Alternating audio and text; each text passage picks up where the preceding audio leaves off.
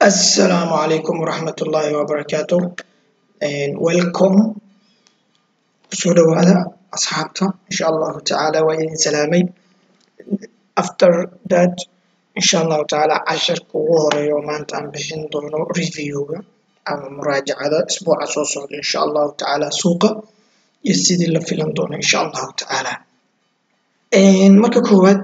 hadduu ilaahay idmo inshallah ta'ala news yar waxaa jiro oo 10 Agosto soo baxay inshallah habeenkeedii ilaa Friday-dii xitaa la isku haystay Turkiga iyo muxuu ahaay iyo Mareykanka oo cunaqabateen xagga canshuurta iyo wax ku kordhiyay Turkiga sidaas darteed marka liirada lacagta ah dhulkii bay yara gashay madaxweynaha Rajab Tayyip Erdogan isagana muusan ka jiifan shacabkiisii buu iskugu yeeray then wuxuu ka codsaday in lacagaha bangiga u yaala ay ku bedeshtaan dahab iyo muxuu ahaay lacagta wadanka liirada inshallah ta'ala si iskaga difaacaan dagaalka lagu soo qaaday xagga dhaqaalaha sida la sheegayna 2017 waa wadanka ugu dakhliga badnaay micnaha xagga dakhliga soo xareeyay sanadlaha waxa ku kordhay 7 something marka inshallah ta'ala xaggaas dagaal baa ka socdo saacado gudaheed waxaa arki kartaa in lacagta Turkiga liirada ee dhulka gashay khamiistii marka Friday sidoo kale laakiin way soo yar kabsanaysay marka inshallah ta'ala goldigan ku hormarno goldiga haddii aan fiirino inshallah ta'ala dailyga wuxuu ku jira horta downtrend ku jira downtrend maadaama uu ku jiro hadda area wuxuu joogaa inshallah ta'ala aad arki kartaan xaggan waa 2017 bishii 7 afarteedii so marka inshallah ta'ala haddana waxaa la marayaa 2018 bishii 8 waxa u dhaxaysa 1 year iyo hal bilood so marka meeshuu ka kacay buu ku soo laabtay sanadkii hore oo 1204 so marka inshallah ta'ala weekaya marka maxaa la jira downtrend maadaama uu yahay inshallah ta'ala dailygeena waxaan haysanaa muxuu ahaay inta inay tahay area support fiican la rajeynayo in isbuucan inshallah ta'ala oo yara kaco oo soo taabto up to here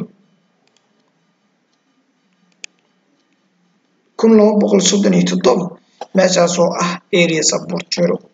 oo ku noqdo resistance oo ka dhigto resistance so marka inshallah ta'ala waxaan rajeyn doonaa inshallah ta'ala weeklygan in goldi oo kor u dhaqaaqo ama uu soo yara dhameystiro ilaa areadan haddii aan fiirino saacadaha yaryarka ah saacadaha yarka haddaan fiirino goldi waxaad aragtaa isbuucan oo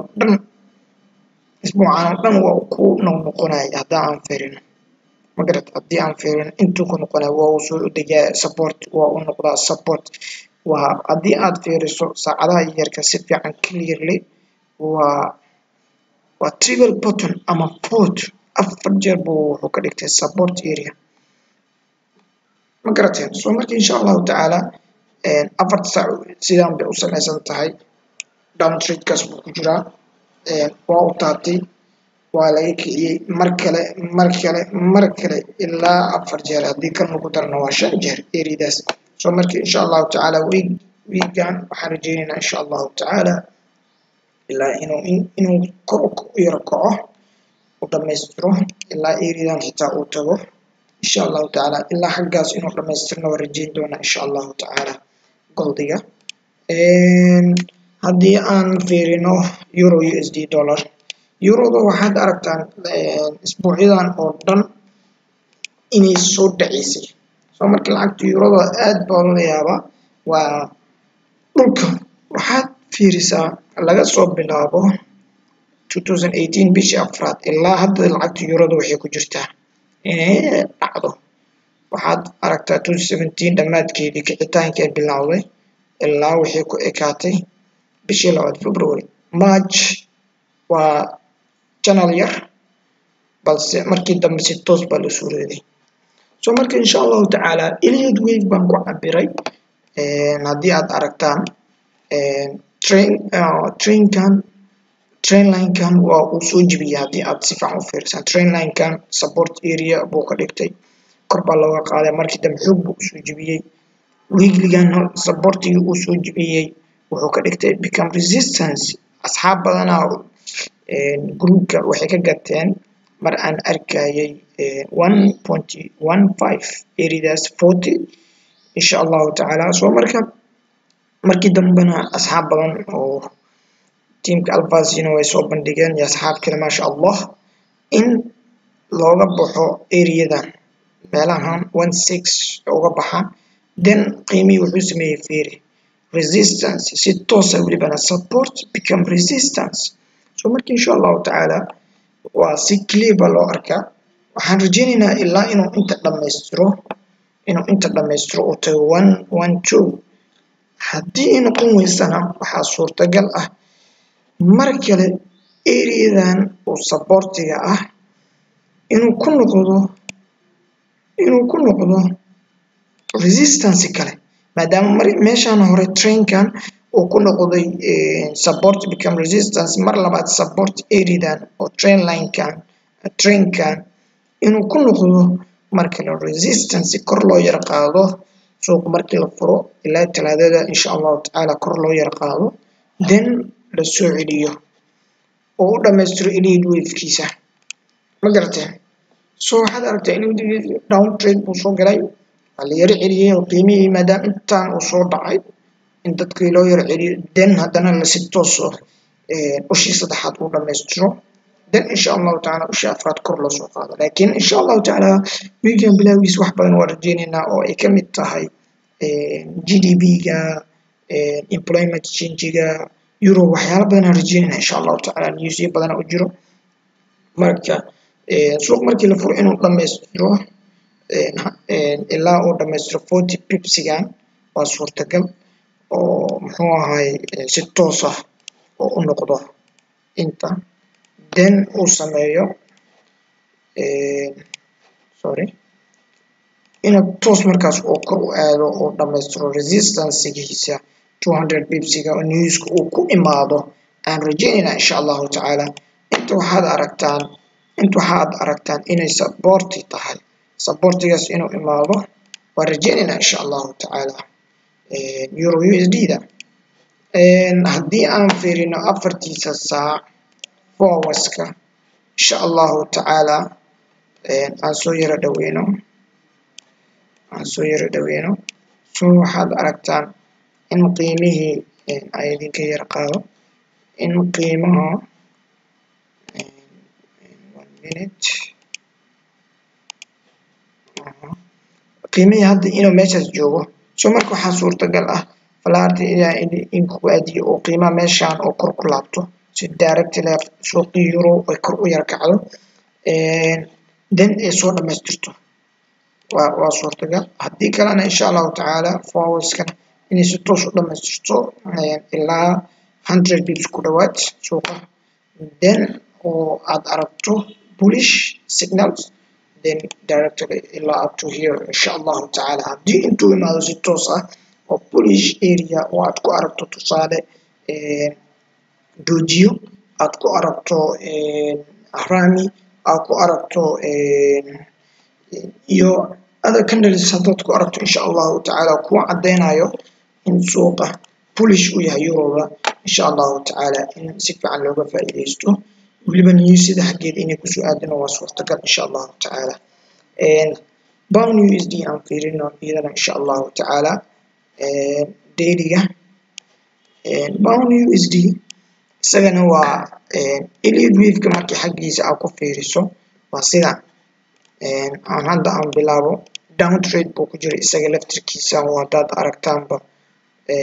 muxuu ahay yara weynayo down trade oo kasoo bilaabay up to here 1.4348 up to here waa wuxuu ku jira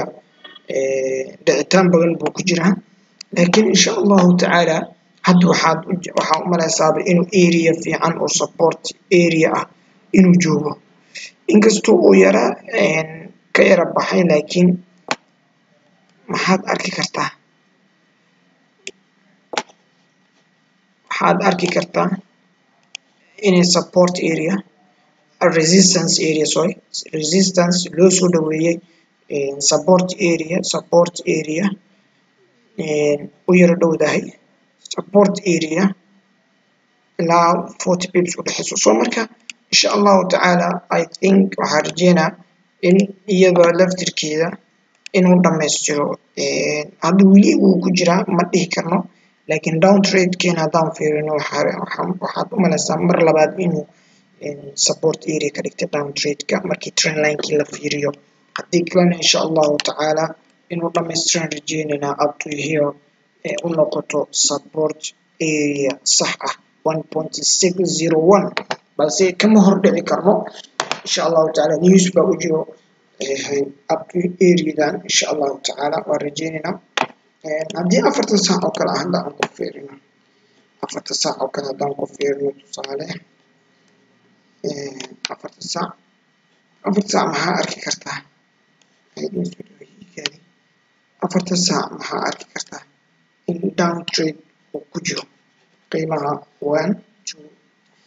2 3 waa loo soo dhabeeyay muusa taaban laakiin 3 markii saddexaad waa kana maxaad arki kartaa marka in qiimaha isheeg hamar harami then maxaad arki kartaa qiimihii inuu hadda isheeg kandal cagaaran soo marka insha Allah taala kandalka cagaar 4 saac uu dhameystiro waxaan rajeynayaa insha Allah taala pound USD up to here inaan gadano ilaa inta aan ka qabano insha Allah taala 150 pips areas insha Allah taala waan rajeynaynaa inaan ka qabano haddii elimid wave-ka aan saarno waan kaga soo bilaabno meeshaan 1 2 3 lugta saddexaad sida u dheertaa fiiri marka kale waa inta waxaan dhigi karnaa inta aan dhigano insha Allah taala lugta afraad then u dhamaystiro wadadiisa channelka down trade-ka insha Allah taala pound USD isagana sidaas baan rajeynaa insha Allah taala oilka aan u imaado oil last 3 weeks or 4 weeks waxaad arki kartaa in qiimihii oo dhicitaan uu ku jiro ay idinkaga bixiyo bishii markii aad bishii 17 haddana waa bishii 8 waa 12 waa 1 month gudaheed waxaad arkataa 74 up to here 66 inuu imaaday oo isbuucad u dambeeyay buu ahayd meesha u dambeyso 66.16 areas buu imaaday ma rajeyna waa kana 66.20 soo marka insha Allah taala waxaad arki kartaa in resistance area inuu hadda support area ka dhigtay soo ma jeedin support area inuu ka dhigtay laba mid waa dhihi karnaa saddex mid welibana kow inaan dhahno waa madaxii left shoulder right shoulder soo marka then bullish uu noqdo kow labo inaan dhahno head left shoulder and right shoulder here inaan dhahno soo ma jeedaan inaan dhahno waayo hadda madaxii waa kana left shoulder right shoulder daily markaan fiirino then bullish waa psychology oo fikir kartaa insha Allah taala waa one way oo ku sahli karo inaad bullish setup aad geli karto midda labaad dariiqada labaad oo ah madaxii waa kana in right left shoulder-kii uu samaysan yahay right shoulder-kii uu ka dhiman yahay oo up to here imaan karo after that uu soo dhaco qiimihii insha Allah taala sidaas waa dhihi karnaa waxaan kaloo dhihi karnaa aan soo celiyo waxaan kaloo dhihi karnaa oilka insha Allah taala support area uu haystaa resistance support waa laga yara kiciyey support kale soo ma jeedin so markii waxaan dhihi karnaa support area buu joogaa weliban haddaan soo dhaweyno inverted hammerka fiiri insha allahu tacaala candleka cagaarana sida uu la istaaga fiiri sida uu weyn yahay so marka insha allahu tacaala waa dariiqad ku sahli karto inaad gasho muxuu ahaay bullish setup insha allahu tacaala waxaa kaloo fiirin kartaa qiimahan wuxuu ku jiraa channel fiiri uptrendigi 1 2 3 waa usoo taabtay laakiin markaan weli muusan soo taaban tan kale kuma degdegi karno ma dhihi karno haddii bullish setup aad gasho ama meelahan ka gasho ilaa up to here meelahan u tegi karaa waa ka qaban karaa ma dhihi kartid oo swing trade waa geli karaa waayo waxaa suurtagal ah in qiimihii ilaa inta uu dhammaystiro 64 areas 50 la keeno oo trainkan 1 2 3 oo taabto then kor loo qaado hadduu lahayd insha allahu tacaala balse dagaal badan ay jiro xagga dollarka qiimii dollarka oo kacsan dollarka la rajeynaya insha allahu tacaala in safaxata la siiyo inkastoo odayga uu ku mayal adeegayo marka insha allahu tacaala waa dhihi karnaa idana trainkan kala fiiri oo intaan ka sameeyey uptrendiga ah waa 1 si fiican aan idinku eegayo 1 2 3 waa triple bottom so marka waa saddex support area kan kalena waa kana channelkaas kore 1 2 3 so marka waxaa rajeynaa marka afraad inuu kor u yaro kaco baan rajeynaa insha allahu tacaala trainkaas uptrendiga ah inuu dhammaystirto so marka insha allahu tacaala psychology iyo newskii wax walbo adigoo la soconayo waa inaad ka warhaysaa insha allahu tacaala hoyaalka 4 saac aan tagno insha allahu tacaala 4 saac waa trainkii yaraa dhexda u fiirso waa 1 2 si direct maxaa ugu jeedaa support areadii mar inuu lagu istaajiyey then laga yara qaaday lagu celiyey kor hadda u socdo ma garatay so marka insha allahu tacaala waxaan rajeynayaa xitaa suuqa haddii uu ku furmado sidiisa inuu u dhaqaaqo haddii kalena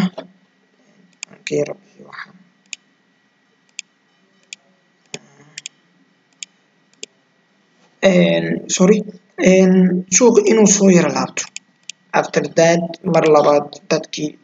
buy setup inay si toos u galaan haddii kalena insha allahu tacaala waxaa suurtagal ah inuu suuqa areadan u tago ama ilaa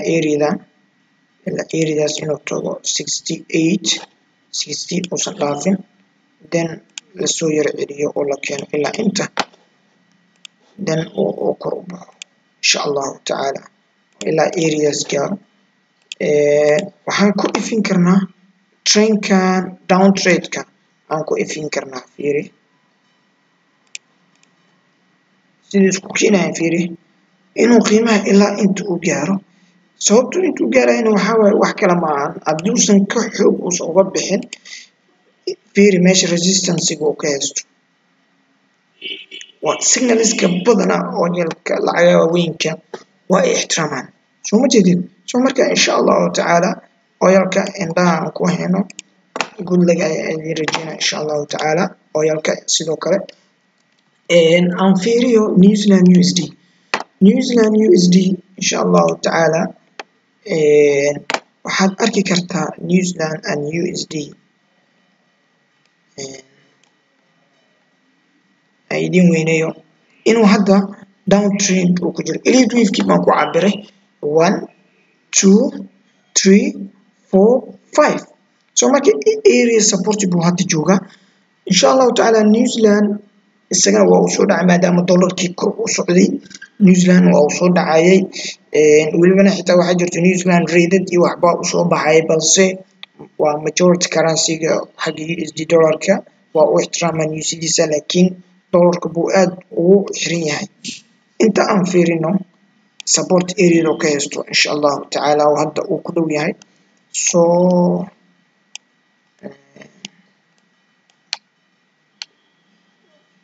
waa kana allahu mustacaan waa kana soo ma jeedid support support markii dambe waa meesha uu ka soo kacay areadii buu hadda joogaa insha allahu tacaala marka waxaan rajeynaynaa in xoogaa kor loo yar qaado New Zealand USD ilaa areadaas oo 67 ilaa 6695 adiga 120 pips insha allahu tacaala waan rajeynaynaa so be careful insha allahu tacaala afartiisa saacadaan fiirinayna wasi clear oo arki karna ilaa hadda waa u socdaa wax kan dhal cagaar kuma jiro soo ma jeedid wax kan dhal cagaar kuma jiro so marka be careful insha Allah like waxaan rajeynaa inuu meeshan istaago ama qoriga ka yara baxsado after that bullish set up in you see that inaan kaga faa'iideysano up to here haddii aan fiirino Australian yen isagana aan fiirino insha allahu tacaala Australian yen waa uu soo socday isagana isbuucan Australian aad buu usoo dhacay so muxuu ahay waxaad aragtaa daily markii aad fiiriso markii saddexaad inuu hadda uu yahay bottonkii inuu hoos yaalo so triple bottom inuu yahay so insha Allah qaybtii hoos inuu yaalo 1 2 3 so insha Allah tacaala marka wili qiimihii dhulka buu u socdaa balse waxaan rajeynayaa inuu ixtiraamo qoriga hadda meesha uu ku taagan yahay waa support areadii waan laga kiciyey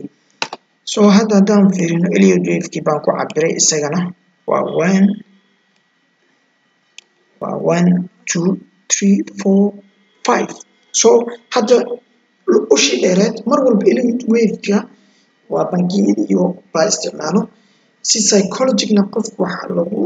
tusiyaa in qiimaha meesha u socdo Elliott wave-ka usha koowaad iyo usha labaad isma la eko waa higher low ma garatay so markay ay tahay downtrend markay tahay oo uptrend markay tahayna waa lower higher ma garatay marka insha Allah waxaa aragtaa waa higher lower so ma jeedid so higher lower then qiimaha sii dhaco mar walba marka qiimaha markaan fiirino insha Allah taala ushi saddexaad waa ushi ugu dheer mar walba Elliott wave-ka wankana sometimes waa u dheeraada isagana laakiin mar walba mid saddexaad so marka waxaa arki kartaa afarta saac inuu qiimihii aad u istaagay haraami u samaysan doono so ma jeedid haddii afartan saac uu ku dhameeyo oo soo laabto waa rajiyar baan geli doona insha Allah Mondayda Tuesdayda waxaan rajeynayaa inuu qiimaha inuu si fiican u cadeeyo area so waxaad aragtaa waa kana 1 2 3 insha Allah taala marka up to here waan rajeynayaa inuu gaaro ama areadaas inuu gaaro haddii aan ku cabirno Fibonacci levelkiina ama Fibonacci retracement-kiina haddaan ku cabirno waxaad aragtaa up to here area 0.388164 areas inuu tagi doono insha Allah taala be careful insha Allah